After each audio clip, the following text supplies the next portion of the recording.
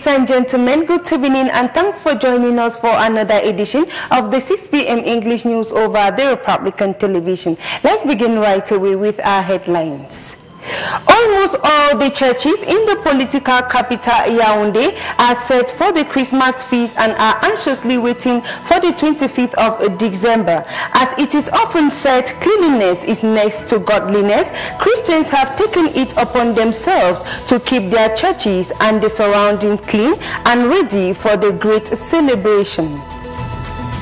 Over 1 million doses of expired COVID-19 vaccines have been destroyed in Nigeria. It is an act which has as objective to fully immunize nearly a quarter of the Nigerian population by February 2022. Those were our headlines. Details in a bit.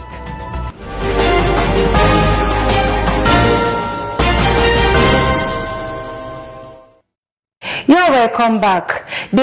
Under the auspices of the head of state, His Excellency President Paul Biya, the Minister of Small and Medium-Sized Enterprises, Social Economy and Handicrafts, Ashil Basiliken III, and other government officials have this Thursday, December 24th, come together in the closing ceremony of the 7th edition of the International Handicraft Exhibition of Cameroon. It was a 10-day event which brought together 35,000 national and international visitors and about 600 Cameroonian artisans from the 10 regions of Cameroon who came to showcase their technical know-how, creativity, and the rich heritage of Cameroon. We have details of this story in the following report.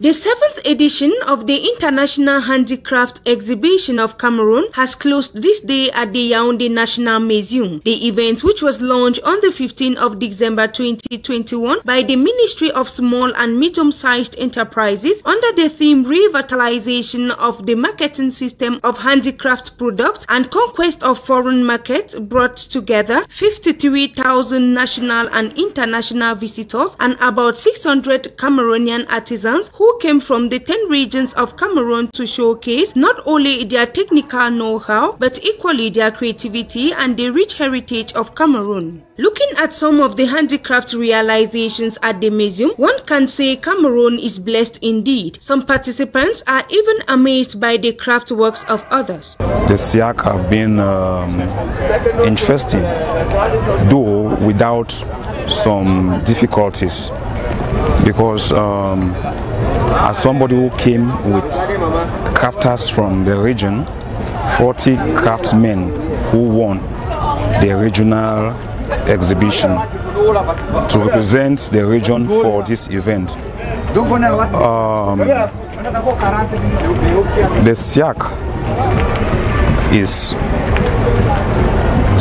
a place to discover, because here we come, we have discovered so many new things. We have discovered other things that we never knew about SIAC.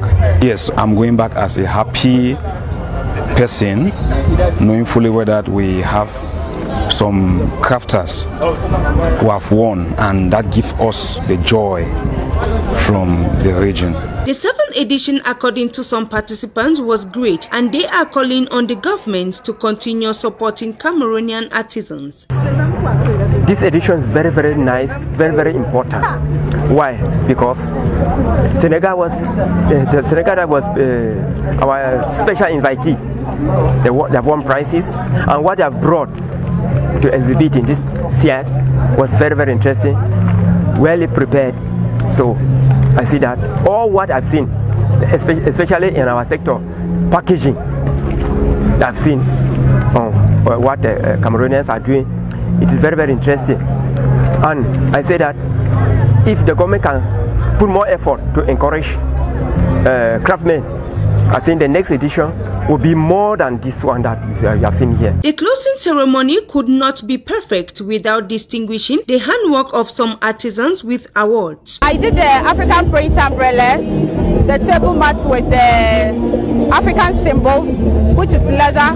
I do a lot of things. But my advice for the African artists out there is that we have to put it in our mind that Africa artist is quality and expensive.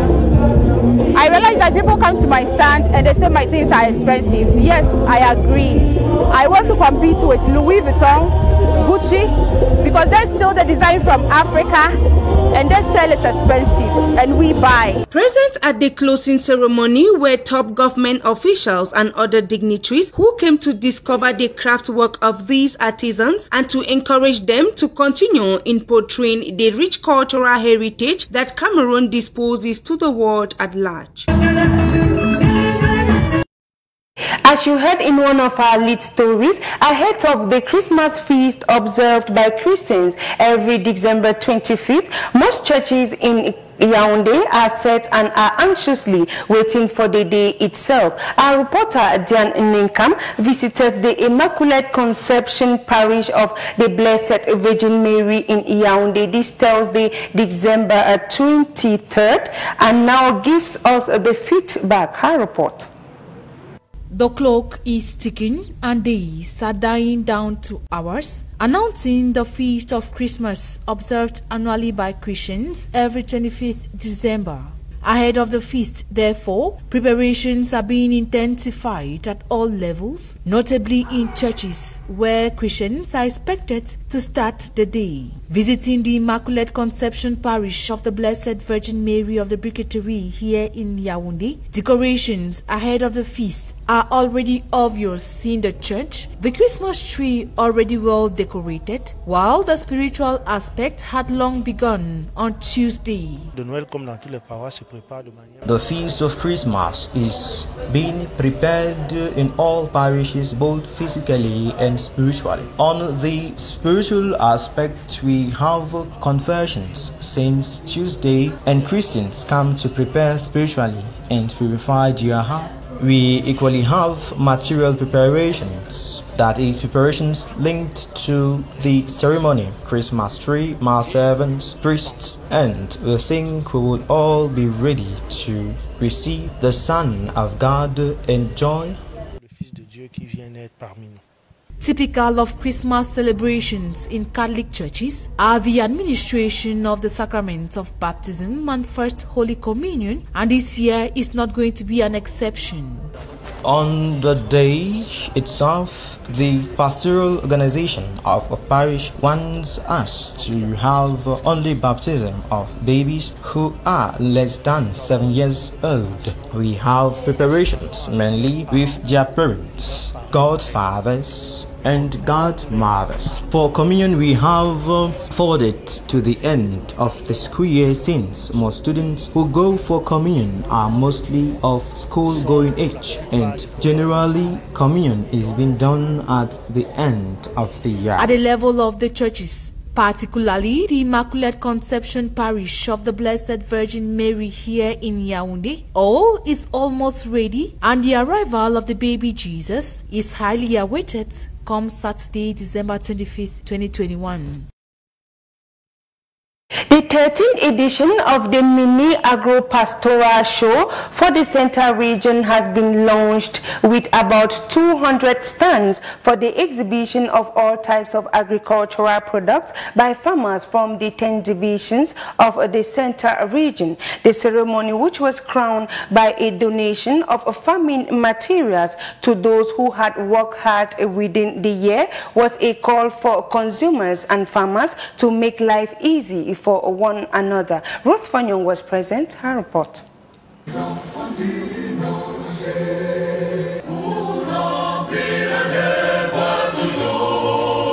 Promoting competitiveness amongst farmers was the object of the 13th edition of the Agri-Pastoral Show, launched this December 22nd at the Esplanade of the Omnisport Stadium here in Yaoundé. The ceremony, involving farmers of the 10 divisions of the Central Region, saw the exposition of various agricultural products over the 200 stands provided by the government. First of all, I want to congratulate all the producers and breeders who are here, who are gathered here today. We are visited, we have plenty of food, and just congratulations. And encouragement to do more. You know that the head of state has instituted those mini agri shows in order to assure the availability of foodstuff during the end of year festivities.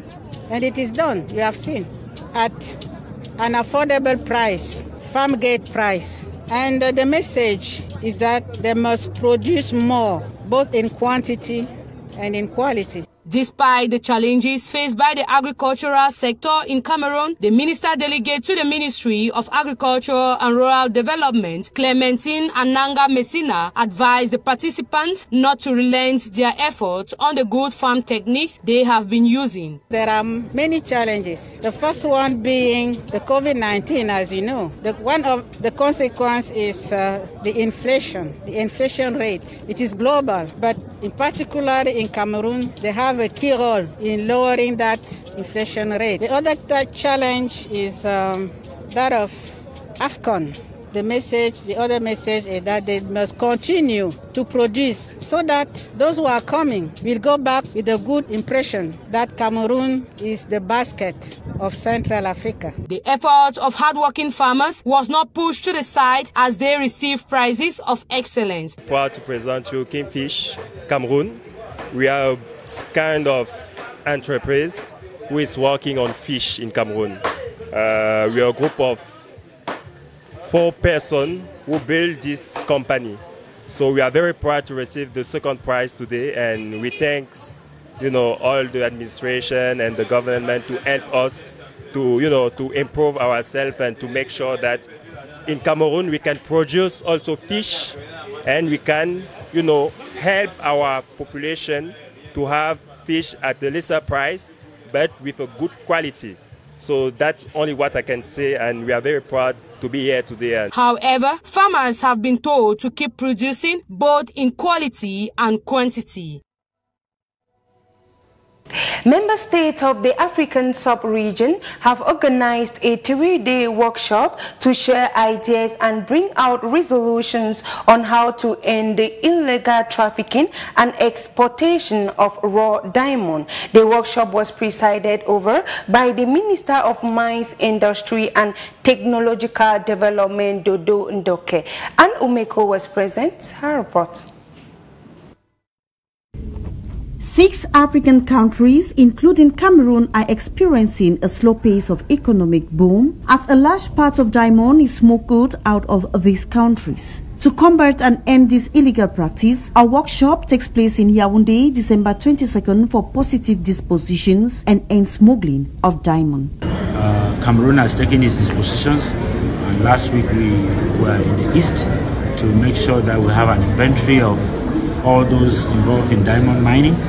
We also had to teach them how to go about their trade, and also to make a map of all the sites so that we're able to track at the national level, just as it has been recommended here.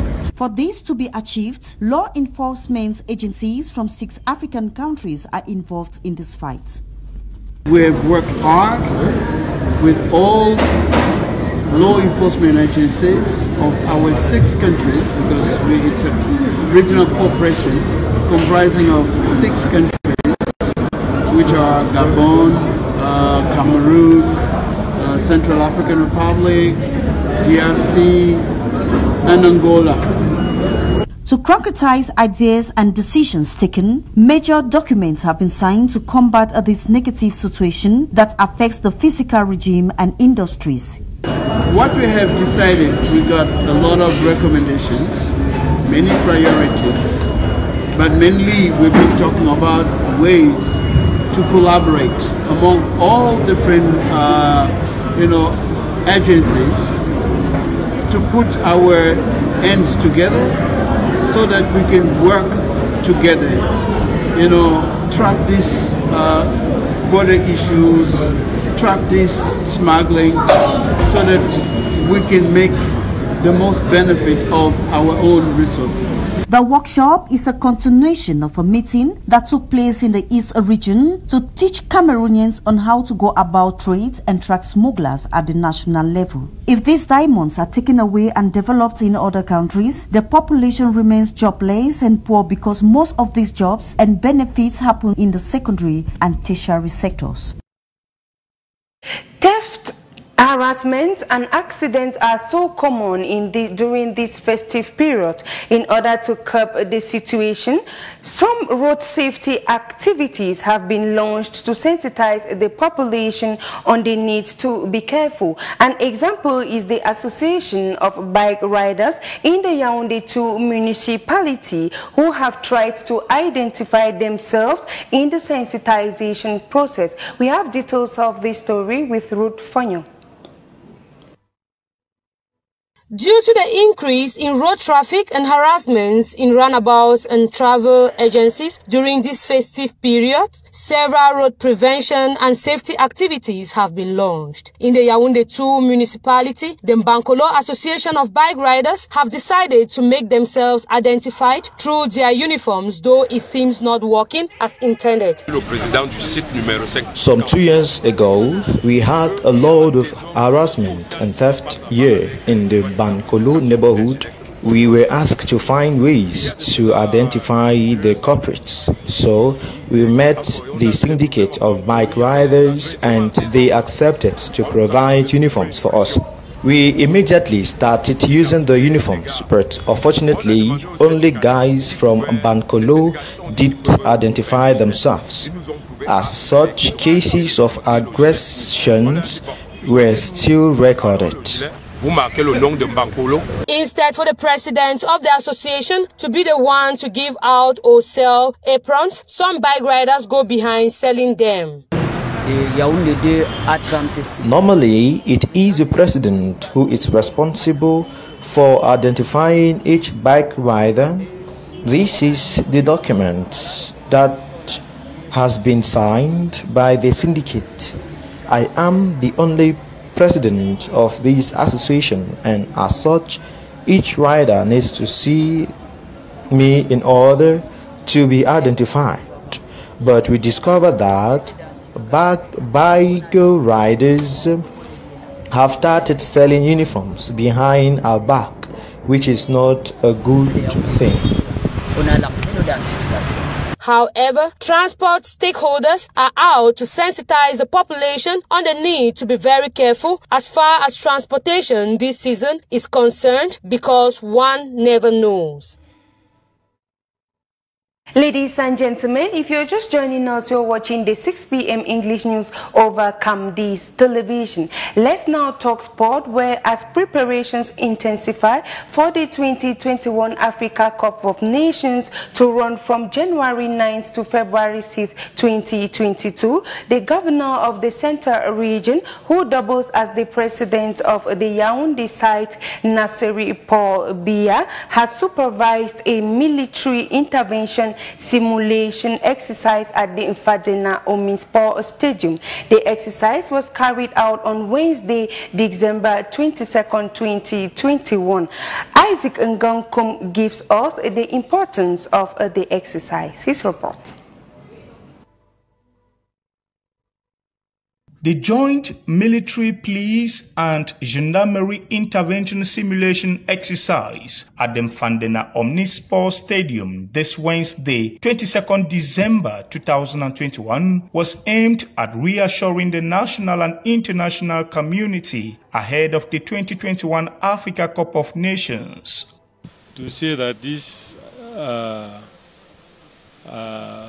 exercise, which is a simulation of what can take place and how it can be eradicated, is the second of its kind here. The first one was done at the national level, still here in Yaoundé, and is still at this stadium. And this is the second one to show the regional level of the AFCON, which is going to take place, and to be sure that the regional operators equally join in the exercise. The second one is that we did the same kind of exercise at the airport last week, and people thought that it was a kind of panic, and they misconstrued it. So we want to make it clear that it is just an exercise to be sure that we are to test the level of our reaction, the reaction of our forces of law and order. An opportunity to test the validity of the National Crisis Management Doctrine. It is to make sure that the National Crisis Management Doctrine is able to be applied, how it could be modified to suit our national conditions, and also most importantly is to make sure that this national doctrine responds to our regular culture and situation in the country. It has nothing to do with the return of peace. It has to do with the maintenance of peace that exists in this country. At the end of the simulation exercise, Governor Naseri Paul Biya expressed satisfaction. We are satisfied with the operations. We have seen that the forces of law and order and defense have been able to put out of place the terrorists and liberated the hostages, and everything has come back to order. And so there's no reason to panic when we have a match. All these various stakeholders, both the forces of law and defense, both the others like the Red Cross and the others, will be in place to be sure that everything goes on well. The defense and security dispositives ahead of the AFCON is therefore reassuring. All the teams that you see here, military, police and gendarmes, are here to make sure that the activities that are going to take place on this national territory in January are able to be carried out successfully and in perfect harmony and peace according to the national doctrine of peace. The security threats in the northwest, southwest, far north and east regions of the country will therefore meet appropriate solutions if extended to the AFCON. We continue with sport, where the first ever executive committee meeting of the Cameroon Football Federation Fcfa under the leadership of Samuel Eto'o has been held in Kribi, the Ocean Division. Despite the absence of the new Fcfa boss, the EXCO members who met in Kribi on Wednesday, December 22nd, have promised to deliver their campaign promises. We have Isaac Gonkum once more. History will forever remember that the first ever executive committee meeting of the new dawn Cameroon Football Federation under the leadership of Samuel Eto'o held in Kribi, Ocean Division of the South region on the 22nd of December 2021, a gesture highly appreciated by football stakeholders in the region. After the elections at the Cameroon Football Federation, President Samuel Eto'o decided to bring the first EXCO meeting here in Kribi, Ocean Division, where I am serving as the Divisional League President. It's an honor for the Ocean Division and the South region as a whole. We are solidly behind our President. We believe that he is the right man at the right place at the right time. In the absence of President Samuel Eto'o, the meeting was coordinated by the first Vice President, Madame Celine Ko. This did not stop the EXCO members from believing in a brighter future for Cameroonian football. We are going to do everything within our powers to make our football attractive once again. As our president said during the campaign, we will bring back football to the stadia and spectators on the stands. All this is conditioned by the elaboration of a well-structured action plan with the accompaniment and contributions of all football actors. with what they term as the right man at the right place and at the right time, the Executive Board expressed their determination on implementing the program that will attract all stakeholders in the country.